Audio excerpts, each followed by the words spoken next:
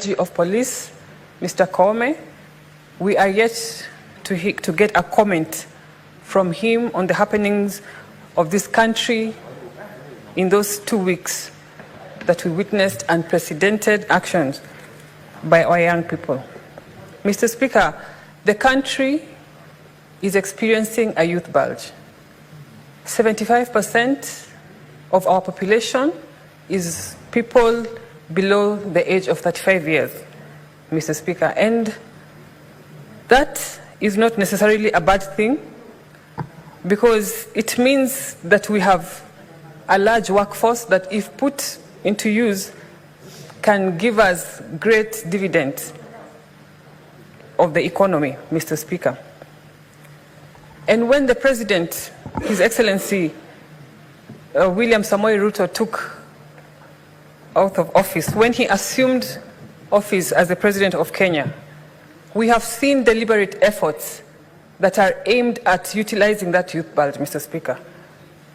The affordable housing project currently is employing between 140,000 youth to 200,000, Mr. Speaker.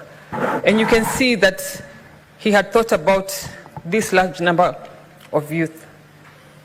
Another program, Mr. Speaker, of the Finya computer, Utoe Dollar, that has been made fun of in this country. It is a program that, if utilized well by our young people and if taken up, can end up turning them into taxpayers, and they can make use of their skills. Because, Mr. Speaker, every year we are churning out between 600,000 and 700,000 young people from our universities, from our TVETs, from our high schools. They come and join the job market, and they don't find employment that is commensurate to their training and aspirations, Mr. Speaker. But another thing that the President has been doing, it is the export of labor. And I've also heard people criticizing this program, saying that we want to make it at home. We can make it at home, and we don't have to export labor to other countries, Mr. Speaker. I want to say that there are families in this country who are poverty-ridden, and all they survive on is sending a member of their family outside the country, Mr. Speaker. One of the leading countries, the Philippines, one of their biggest economy contribution that contributes to 12% of the GDP is a labor export, Mr. Speaker. And those efforts have been done by that country deliberately. And that is what the President has been trying to achieve. I want to challenge the youth. Now that we have affordable fertilizer, we have vast land, available land, agricultural land in the country, I want to challenge them to get involved in agribusiness. That there is huge potential in agribusiness, and you can become self-employed, and you can be part of the nation building in that way. Our young people are usually used during the political process. We rely on them heavily for campaigns. They are a tool for creating hype for us candidates.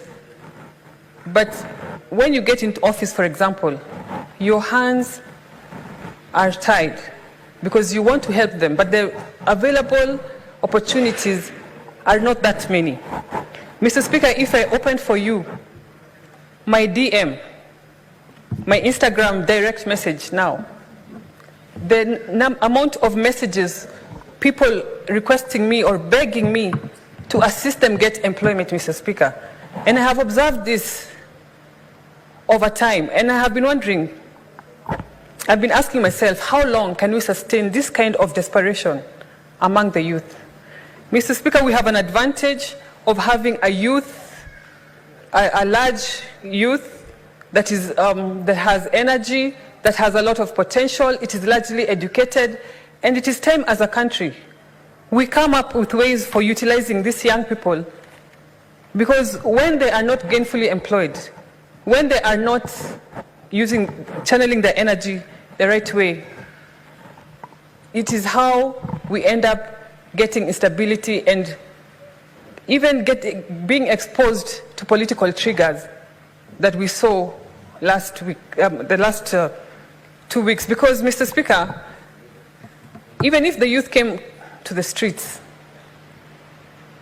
they were coming to the streets because of a lot of other reasons. Lack of employment for them and their mothers, and a myriad of reasons that took them to the streets. Because, truth be told, the finance bill had very little to do with it, and the misinformation that was also in the streets, in the youth that took to the streets, was noticeable, Mr. Speaker. Because I saw ladies carrying placards protesting the increase of taxes on sanitary products and or diapers, Mr. Speaker, which is not the truth. Who in their right senses can dare tax sanitary towels and diapers in Kenya, Mr. Speaker? The thing that the government wanted to achieve by introducing an eco-levy on imported sanitary towels and diapers from China, the substandard ones, the bad quality ones, is to have us be self-sufficient in that field. Because, truth be told, there is a huge demand for pads and a huge demand for diapers. So if we start and if we grow that industry, it will create jobs for our people, and it is these young people who took the streets are the ones who are going to benefit.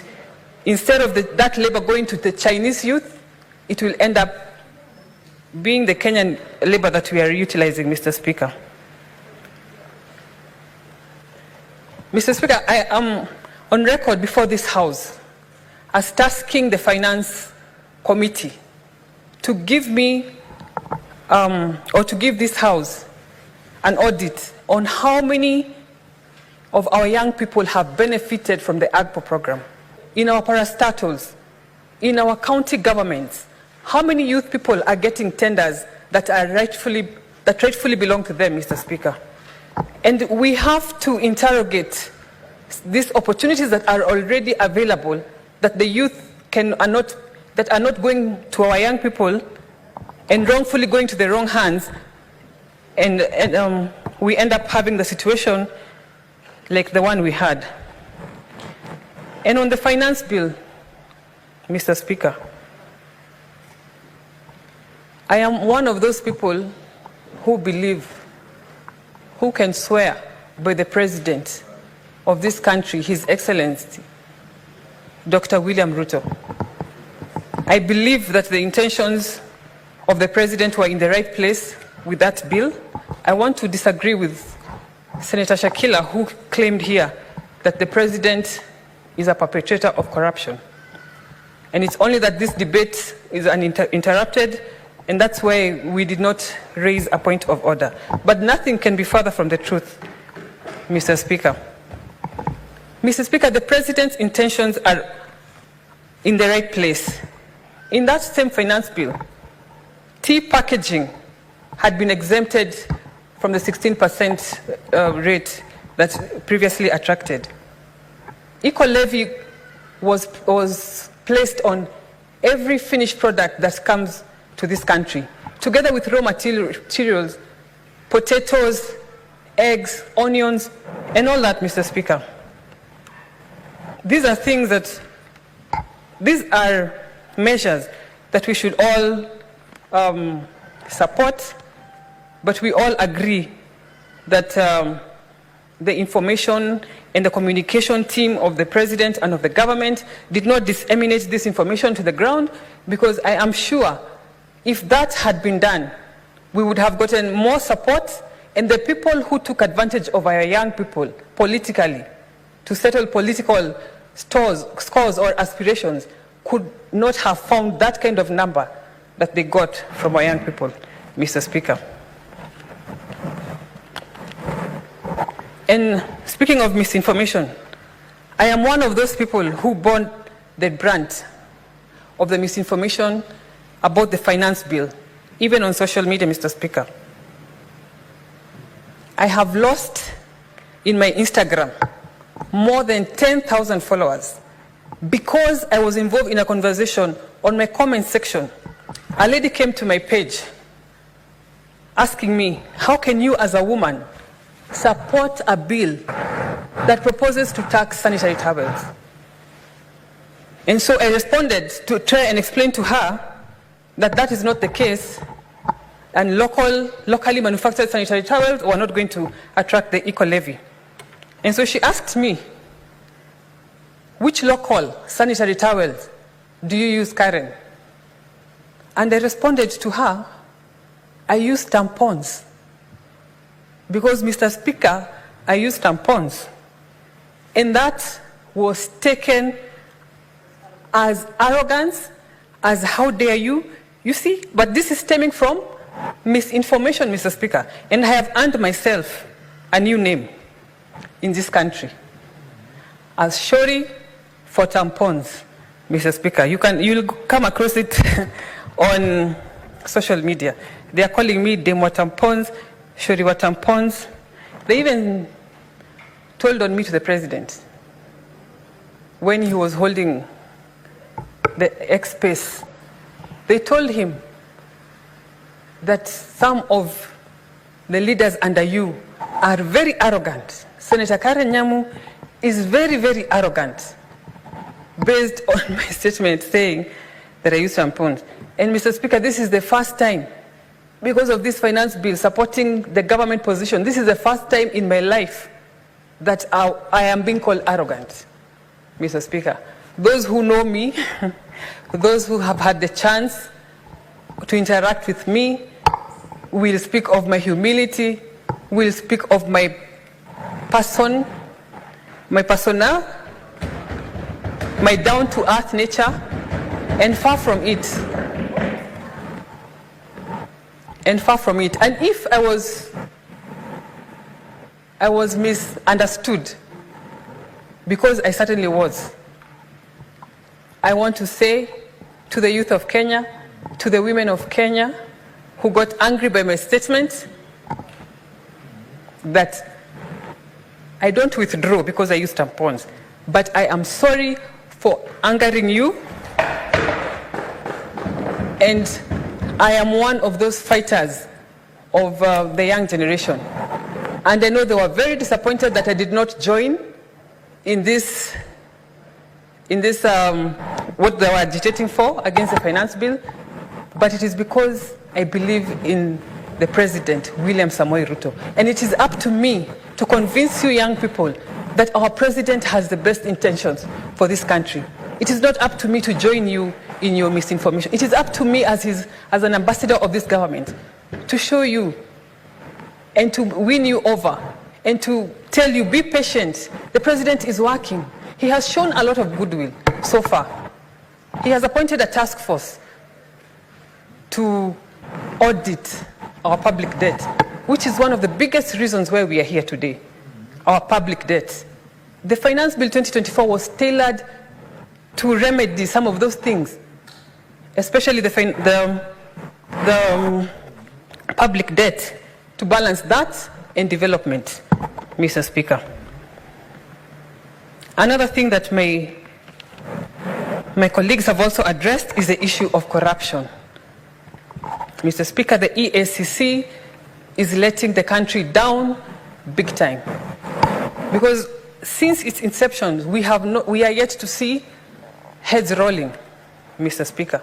We are yet to see the cases, corruption cases that they have prosecuted that have ended up having people serve jail term, or what our people would love to see, Mr. Speaker. It should not be business as usual.